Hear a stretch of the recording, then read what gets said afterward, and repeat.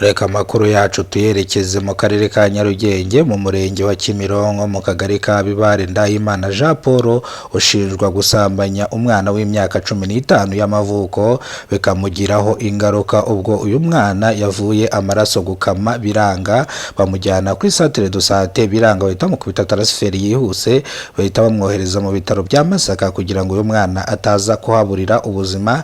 Ni mu gihe Ndahimana Jean Paul ubugenzacyaha bwamutaye muri yombi akurikiranwaho icyaha cyo gusambanya umwana ndetse bikamuviramo ingaruka. Iki cyaha iyo kiguhamye gishobora guhanishwa igifungo cy'imyaka 30, gishobora kwiyongera kikagera ku gifungo cya burundu. Umuvugizi wa RIB mu gihugu cy'u Rwanda Murangira Thierry yavuze yuko umuntu wese uzakora icyaha cyangwa n'igisa n'icyaha wese azatabwa muri yombi ni mu gihe no mu gihugu cy'u Rwanda. Niyo mpamvu ishami ry'ubugenzacyaha RIB ryashyizweho kugira ngo rijye rikumira ibyaha nk'ibi ngibi, ariko uno mugabo akaba yarangije gutabwa muri yombi. Ndetse ndaje mbabwire imva n'imvano, ese uwo mwana yafashwe ku ngufu gute, ese kugira ngo afatwe ku ngufu byagenze bite, ese uyu mugabo yari afite imyaka ingahe? Ni incamake y'amakuru. Niba ari ubwo bwa mbere ugize ko no muyobora Kidasamura TV Rwanda, kora subscribe ufungura inzogera kugira ngo uzajye ubona amakuru mu gihugu cy'u Rwanda. Nawe wakoze subscribe uruwa gaciro, ibyo tugezeho ni wowe tubikesha.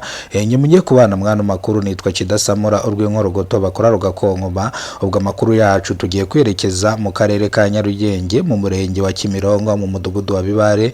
Ndahimana Jean Paul ushinjwa gufata umwana ku ngufu w'imyaka 15 y'amavuko. Ndahimana Jean Paul akaba afite imyaka 58 y'amavuko, ubwo yasambanyije uyu mwana bikamugiraho ingaruka yo kuva bidakama. Uyu mwana arangijwe ajyanwa kuri centre de santé biranga, yoherezwa mu bitaro bikuru bya Masaka. Uyu mwana akaba ari kwitabwaho. Rero uyu Jean Paul akaba yatawe muri yombi n'ubugenzacyaha RIB kugira ngo yakurikiranweho ibyaha ashinzwe byo gusambanya umwana utujuje imyaka ku ngufu. Umuvugizi wa RIB Murangira Thierry yavuze yuko umuntu wese uzakora icyaha n'igisa nacyo ari hafi kumuta muri yombi, cyangwa ariyo mpamvu ubugenzacyaha RIB, ishami ry'ubugenzacyaha RIB bwashyizweho kugira ngo bujye bubasha gukumira bino byaha. Ariko nongera kwibutsa abanyarwanda, gusambanya umwana utujuje imyaka ni icyaha kibi cyane, noneho kinakomeye hano mu gihugu cy'u Rwanda. Ubwo guverinoma y'u Rwanda yigize gushyiraho itegeko, cyangwa bigize gukora inama mu nteko nshinga amategeko, batora itegeko yuko umwana w'imyaka 15 y'amavuko azajya ijya kuboneza urubyaro. Ni mu gihe iri tegeko abaturage batemeranyijwe naryo. Abaturage rero bakarekana bavuga ngo iri tegeko nibarusubiremo, ngo kubera ko iri tegeko barikomeje iri tegeko barikomeje abana bakiri batonya b'imyaka 15 wasanga bagiye kuboneza urubyaro bikazarangira batabyaye.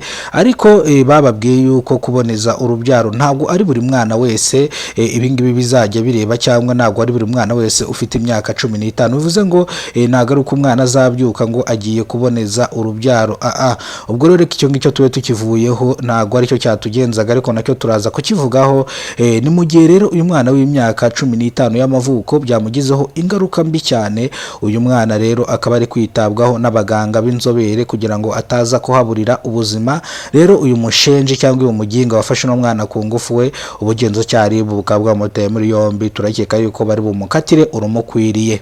Ubwo ndashaka kwibutsa abanyarwanda mwese mutuye mu gihugu cy'u Rwanda ko gusambanya cyangwa gukora ihohoterwa rishingiye ku gitsina ni icyaha kibi cyane, cyangwa ni icyaha gikomeye cyane. Bivuze ko rero kugira ngo usambanye umwana w'umukobwa utujuje imyaka, hari abantu bita indangamirwa, cyangwa hari abiyita indangamirwa, mwajya mujyayo kugira ngo musambanye aba bana bakiri batonya, mwagenda mukagura izo ndangamirwa.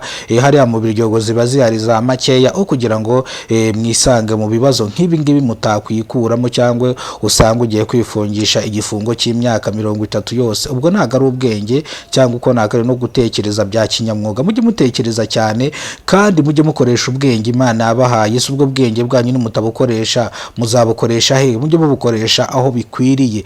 No kuvuga ngo twagerageje kubaza abaturage cyangwa abaturanyi buno mugabo, bavuga yuko uyu mugabo ibi ngibi bitari bimusanzweho, nabo batunguwe no kumva inkuru nk'ingi y'incamugongo cyangwa y'incanege. Bivuga yuko rero uyu mwana yabaga mu rugo iwabo, yari yaraje kubasura kumbe rate. Bivuze ngo rero uyu mwana niho yabaga. birumvikana. Uyu mwana niho yabaga, rero uyu mugabo aza kumufata ku ngufu. Bivuze yuko rero ifatwa ry'umwana ku ngufu ryahereye yajya gukoropa mu cyumba cyabo ubwo mabuja atarahari. Ubwo impamvu nkoresheje mabuja nuko ntazi izina ry'uwo mugore, yari yagiye mu kazi none gorata. Bivuze ngo uyu mwana yari yaraje kubasura, ubwo umugabo abonye umugore we ntawe uhari mu gihe umwana yarimo abakoropera mu cyumba cyabo.